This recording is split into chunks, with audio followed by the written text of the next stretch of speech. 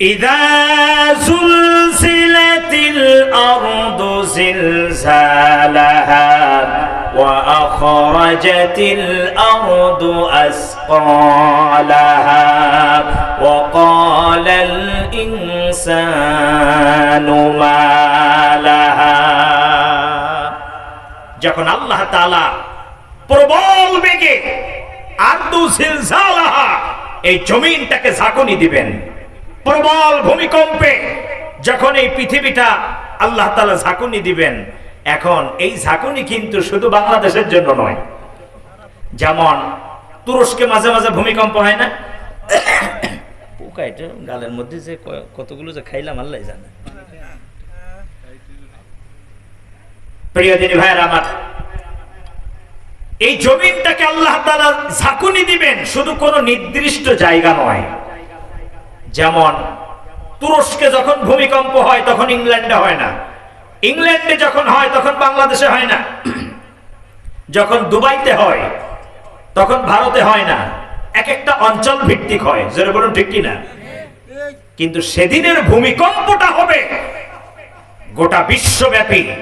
বর্তমান 228টা দেশ নিয়ে একটা পৃথিবী, গোটা পৃথিবীটাকে আল্লাহ তাআলা সেদিন কম্পন দিয়ে এমন ভাবে ঝালঝালা, এমন ভাবে আল্লাহ তাআলা কাঁপিয়ে দিবেন যে জমিনের ভিতরে যা কিছু আছে জমিন সেদিন সব বের করে দেবে। জমিন সব কি করবে? বের করে দেবে। এর ভিতরে মুফাসসিরগণ যে ব্যাখ্যাগুলো করেছেন তার ভিতরে একটি হলো, আপনি আমি জমিনের উপরে যা যা করছি তার সাক্ষী স্বরূপ জমিন সেদিন সব বের করে দেবে।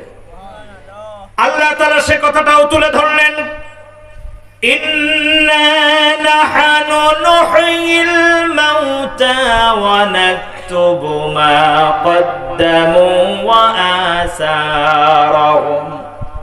আসারহুম। তাফসীর ইবনে কাসির প্রণেতা এই আসার শব্দের ব্যাখ্যা করেছেন, এটা হলো পায়ের পদচিহ্ন। পায়ের পদচিহ্ন, জোরে বলেন, পায়ের পদচিহ্ন। অর্থাৎ আপনি বাড়ির থেকে এই তাফসীর মাহফিলে আসার সময় কয়টা পা ফেলে আসছেন আপনি কি বলতে পারবেন? আরো জোরে বলেন। বলতে পারবেন না। আবার কয়টা কদম ফেলে বাড়িতে যাবেন আপনি আমি কি তাও বলতে পারবো? আমরা আসার সময় আমাদের গাড়ির চাকা কয়বার ঘুরেছে আমরা বলতে পারবো? কিন্তু আসারহুম, এই জমিন তার প্রত্যেকটার সাক্ষ্য কিয়ামতের ময়দানে তুলে ধরবেন। চিৎকার মেরে বলুন আল্লাহু আকবার। এই জমিন ডাক দিয়ে বলবে, আল্লাহ তাআলা আমার উপর থেকে হেঁটে হেঁটে তোমার বান্দা কোরআনের মাহফিল শুনতে গিয়েছিল। আয় আল্লাহ তাআলা, আমি জমিনের উপর থেকে হেঁটে হেঁটে একজন বেনামাজিকে দাওয়াত দিতে গিয়েছিল। রব্বুল আলামিন আমার বুকের উপর থেকে হেঁটে হেঁটে যে একজন ইসলাম বিদ্বেষীকে ইসলামের পথে আহ্বান করে এনেছিল, আল্লাহ তাআলা আজকের তোমার বান্দাকে তুমি মাফ করে দাও। আচ্ছা, জমিন যদি ভালো কিছুর পক্ষে সাক্ষী দেয় খারাপটা দিবে না? কথা বলেন না কেন? আপনি কোন মোড়ে দাঁড়িয়ে, কোন দোকানের পাটাতনের উপরে বসে, কোন ঘেরের বাসার পাশে বসে কাকে কার নামে আপনি মিথ্যা মামলা দায়ের করবেন, কাকে আপনি কোন বিপদে ফেলাবেন, কাকে আপনি বাড়ি ঘুমাতে দেবেন না, জমিনে কোন কোন জায়গায় দাঁড়িয়ে পরিকল্পনা করেছেন, কিয়ামতের ময়দানে যখন জালজালাতুস সাআতি শাইউন আযীম সংগঠিত হবে আপনার আমল আপনার সামনেই আল্লাহ বের করে দিবেন। তার মানে ভালোটা করলেও জমিন বের করবে, খারাপটা করলেও বের করে দেবে। কাজেই ভালোর পক্ষে থাকুন। আপনার আমল সেদিন আপনি নিজে চোখে দেখবেন, আপনার সামনে সব জমিন বের করে দিবে। আপনি দেখবেন যে হ্যাঁ, এই যে আমার সেই কামাতে দিনের কাজ করা, এই যে আমি আর একজনকে নিজে না খেয়ে আর একজনকে খাওয়াইছিলাম, আমি আর এক ভাইকে এই যে ডাকতে যাচ্ছিলাম, আপনার দেখে ভালো লাগবে। আর দুনিয়াতে যারা মিথ্যাবাদী, অন্যকে বিপদে ফেলার জন্য মিথ্যা অভিযোগ দায়ের করে, তারাও সেদিন তাদের এই আমলগুলো দুনিয়ায় যে মিথ্যা কথা বলা অভ্যাস, ওদিনও মিথ্যা বলবে। ওদিন ডাক দিয়ে বলবে, আল্লাহ এই কাজ আমি করি নাই, তোমার ফেরেশতারা ভুল করতেছে। তোমার ফেরেশতারা কি করতেছে? আল্লাহ তাআলা সেদিন ধরায়া দিবেন, আপনার এই কণ্ঠ, যে কণ্ঠ দিয়ে আজকের হুঙ্কার দিয়ে মাসলুমদেরকে আপনি কষ্ট দিচ্ছেন, এই কণ্ঠ সেদিন আল্লাহ বন্ধ করে দিয়ে বলবে, হাত তুমি কথা বলো। এই চামড়া আপনার আমার পক্ষে অথবা বিপক্ষে সাক্ষ্য দিবে কার কাছে? আরো জোরে বলেন। পক্ষান্তরে বড় সাক্ষী হাজির হয়ে যাবেন, তার নাম কি? আর একটু জোরে বলেন। বিশ্বনবী সাল্লাল্লাহু আলাইহি সাল্লাম যারা এই কোরআনের পক্ষে কাজ করবে তাদের পক্ষে সাক্ষ্য দিবেন, যারা এর বিপক্ষে যাবে তাদের বিরুদ্ধে কথা বলবেন। আল্লাহ তাআলাকে ডাক দিয়ে বলবেন, অকালার রাসূল, রাসূলুল্লাহ সাল্লাল্লাহু আলাইহি সাল্লাম ডাক দিয়ে বলবেন, ইয়া রাব্বি, হে আমার রব, ইন্না কওমি, এরা সেই সম্প্রদায়, ইত্তাখাযু হাযাল কুরআনা মাহজুরা, আয় আল্লাহ, যারা কোরআনের কথা বলতো, যেখানে কোরআনের কথা হতো, কোরআনের কথাগুলো হলে কোরআন নিয়ে এরা ঠাট্টা বিদ্রুপ করত, আয় আল্লাহ, কোরআনের মাহফিলগুলো দীর্ঘদিন বন্ধ করে রেখে দিয়েছিল। আয় আল্লাহ, এরা সেই সম্প্রদায়, ইত্তাখাযু হাযাল কুরআনা মাহজুরা। কে দেখায়া দিবেন? বিশ্বনবী সাল্লাল্লাহু আলাইহি ওয়াসাল্লাম। কে দেখাবেন? এই মামলাটা কে করবে? বিশ্বনবী সাল্লাল্লাহু আলাইহি ওয়াসাল্লাম। কাজেই যারা কোরআন থেকে বঞ্চিত হয়েছে দীর্ঘ সময়, আর যারা বঞ্চিত করেছেন, মৃত্যুর সাথে সাথে এই আমল আপনি দেখতে পাবেন।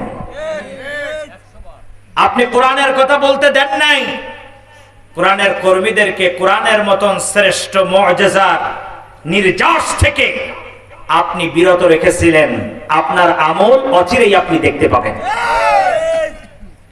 শুধু তাই নয়, আপনি যে মৃত্যুর পরেই শুধু দেখবেন তাই নয়, দুনিয়াতে আল্লাহ তাআলা দীর্ঘ একটা সময়ের পরে বাস্তবতা দেখায় দিয়েছেন। আরো দেখবেন, আরো দেখবেন, অপেক্ষা করুন।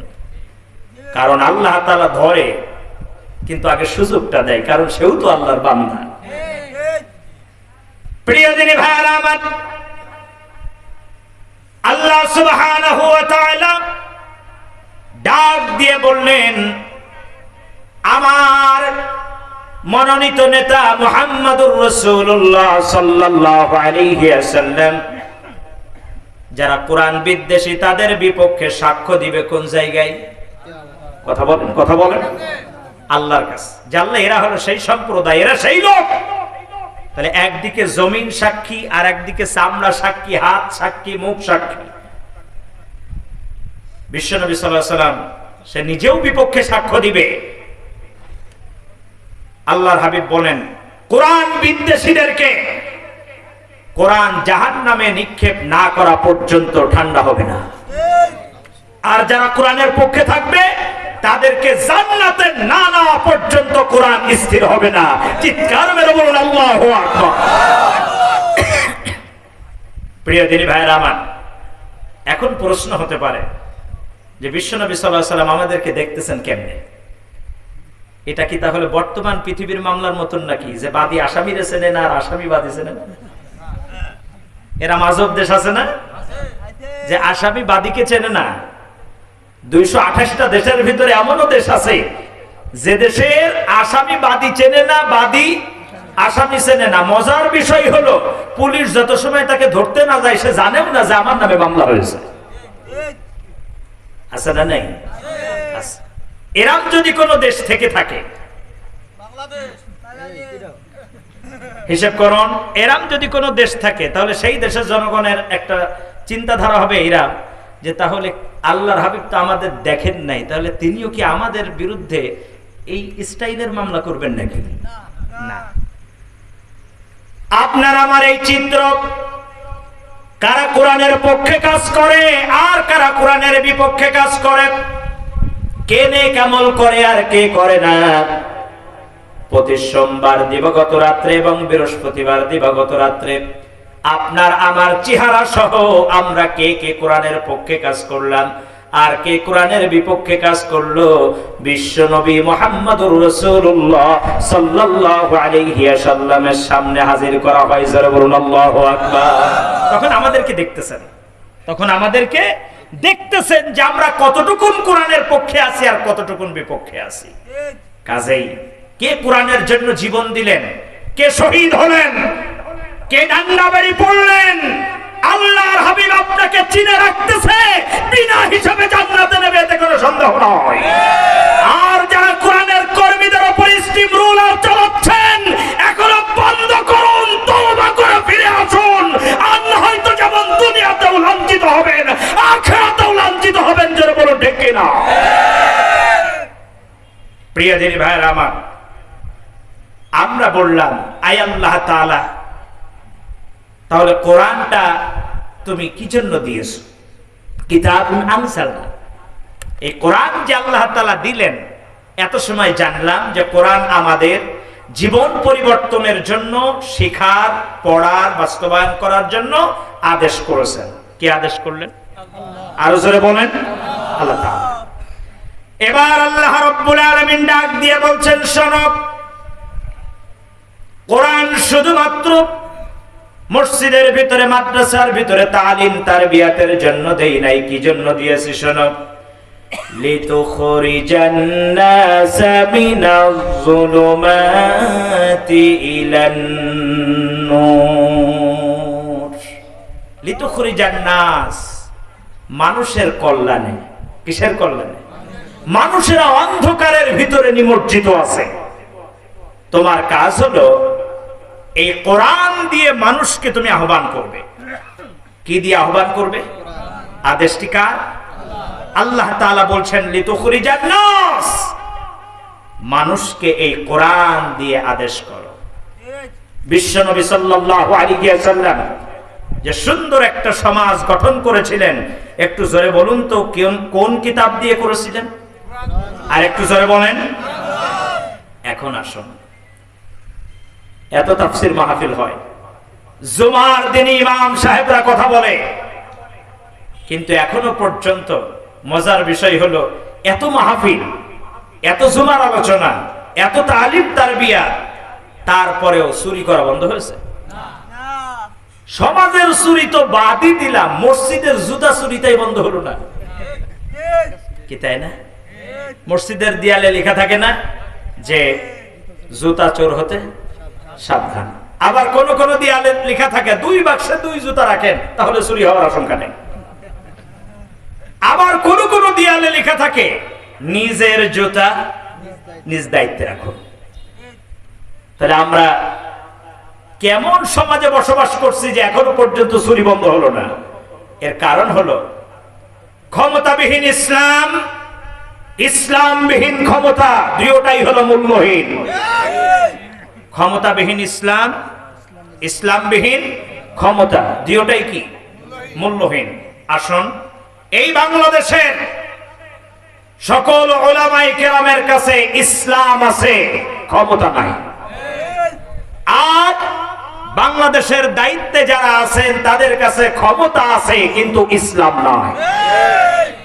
বুঝেছেন? এই দুইটা সমন্বয় হতে হবে। এই দুইটা কি হতে হবে? সমন্বয় হতে হবে।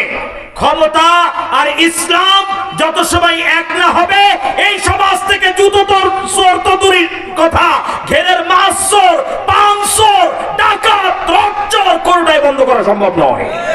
সম্ভব তখন যখন দুইটা কি হবে? অবশ্য আমাদের বাংলাদেশ তার ভিন্ন। এমনও দেশ আছে যে দেশে দেখবেন জুতা চোরের বিচার করে গরু চোর, গরু চোরের বিচার করে বড় বড় ব্যাংক ডাকাতিরা। আছে না নাই? মানে চোরের বিচার করে কে? জোরে বলেন। তাহলে কেমনে এই সমাজ পরিবর্তন হবে? বিশ্বনবী সাল্লাল্লাহু আলাইহি ওয়াসাল্লামকে আল্লাহ তাআলা কিতাব দিয়ে বললেন, ও নবী, এই কিতাব আপনাকে কি জন্য দিলাম শুনুন। কিতাবুন আনজালনা, এই কিতাব আপনার উপরে অবতীর্ণ করার একটাই মাত্র কারণ, লিতুখরিজান الناس من الظلمات إلى النور আপনি যাতে করে অন্ধকার থেকে মানুষদেরকে কোথায় ডাকতে পারেন? আলোর দিকে। তাহলে মানুষের আছে কোথায়? কথা বলতে হবে, মানুষের আছে কোথায়? অন্ধকারের ভিতরে। এই অন্ধকার থেকে টেনে টেনে আপনি আলোর দিশা দেবেন কোন কিতাব দিয়ে? কিতাবুন আনজালনা, যে কিতাব আপনার উপরে অবতীর্ণ করা হয়েছে। তাহলে বোঝা গেল আমরা যারা আম পাবলিক পড়ে, আমরা যারা এই ময়দানে কথা বলি, জুমার আলোচনা করি, মানুষদেরকে আমরা যে আহ্বানটা করছি, এই আহ্বান কোরআন ভিত্তিক হয় না। কারো হয় পীর সাহেবের, কারো হয় আকাবির, কারো হয় রাহবার, কারো হয় বুজুর্গ, এক এক কেন্দ্রিক আমাদের দাওয়াত হয়। কোরআন ভিত্তিক হচ্ছে না বিধায় সমাজের পরিবর্তন নাই। রাগ করলেন কথাটা? রাগ করার মতন কথা। আমাদের দাওয়াত এখন এরম হয়ে গেছে যে আমার হুজুর এই কথা বলছেন, কিন্তু আমাকে তো যেতে হবে আল্লাহর কোরআনের নিকটে। কোথায়? আল্লাহ রাব্বুল আলামিন বলছেন, ও নবী আপনি দাওয়াত দিবেন, ইয়া আইয়ুহার রাসূল বাল্লিগ মা উনজিলা ইলাইকা মির রাব্বিক।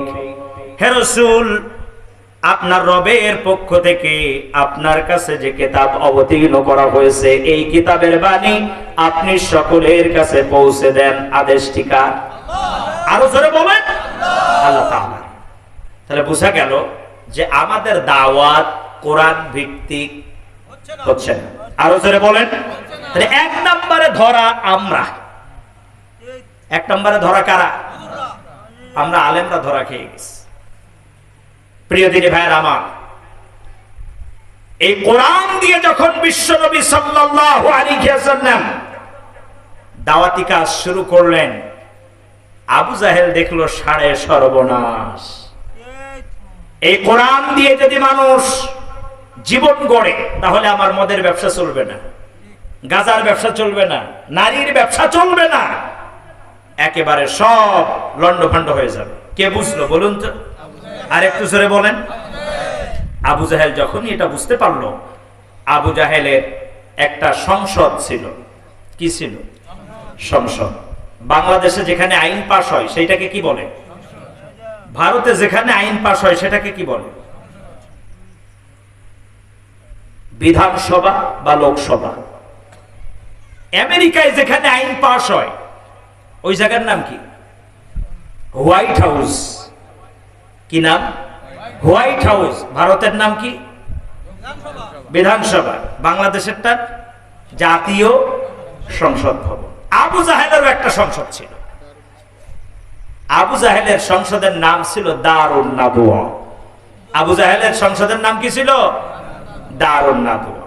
দ্রুত ভিত্তিতে দারুন নাদওয়ায় মিটিং ডাকলো আবু জাহেল। আবু জাহেল ডাকার পরে যে দেখো, মানুষ যেভাবে মুহাম্মদ সাল্লাল্লাহু আলাইহি ওয়াসাল্লামের পক্ষে ধাবিত হচ্ছে, এভাবে যদি একের পর এক মানুষেরা কোরআনের ছায়াতলে চলে যায়, আলোর রাস্তা পেয়ে যায়, তাহলে কিন্তু আমরা যে দুর্নীতি করছি সব কিন্তু ধরা খাবে। কাজেই এই দুর্নীতির হাত থেকে যদি বাঁচতে হয়, যদি জাতির সামনে আমাদের চোরের মুখোশটা যদি উন্মোচন না করতে হয়, তাহলে মুহাম্মদকে যে কোনো মূল্যে ঠেকাতে হবে। আলোচনা হচ্ছে কোথায়? সংসদে। কোথায়? সংসদে, দারুন নাদওয়ায়। কিন্তু মজার বিষয়, আবু জাহেল চিন্তা করেছে আমার এই জায়গার, আমার সংসদের কথা বাহিরে যাবে না, কিন্তু সংসদ যে আইন পাশের জায়গা এটা তার আবু জাহেল জানে না। আল্লাহ বলতেছেন তুমি এই সংসদে যা আলোচনা করবা বাহিরে পৌঁছে দেওয়ার দায়িত্ব আমার। আবু জাহেল প্রাথমিকভাবে পরামর্শ দিল, শোনো, وقال الذين كفروا لا تسمعوا لهذا القرآن والغوا فيه لعلكم تغلبون। তোমাদের এক নাম্বার কাজ হলো মুহাম্মদ সাল্লাল্লাহু আলাইহি ওয়াসাল্লামের কথা শুনবা না, তোমরা নিজেরাই আগে প্রত্যাখ্যান করো। এরপর যেখানেই কোরআনের কথা হবে সেই জায়গায় হইচই করবে, তালি দিবে, এমনকি চিৎকার করবে, আপত্তি জানাবে, যাতে করে মুহাম্মদ সাল্লাল্লাহু আলাইহি ওয়াসাল্লামের মন মস্তিষ্ক ভিন্ন দিকে চলে যায়, কোরআনের কথা যেন আর না বলতে পারে। প্রিয় দিনী ভাইরা আমার,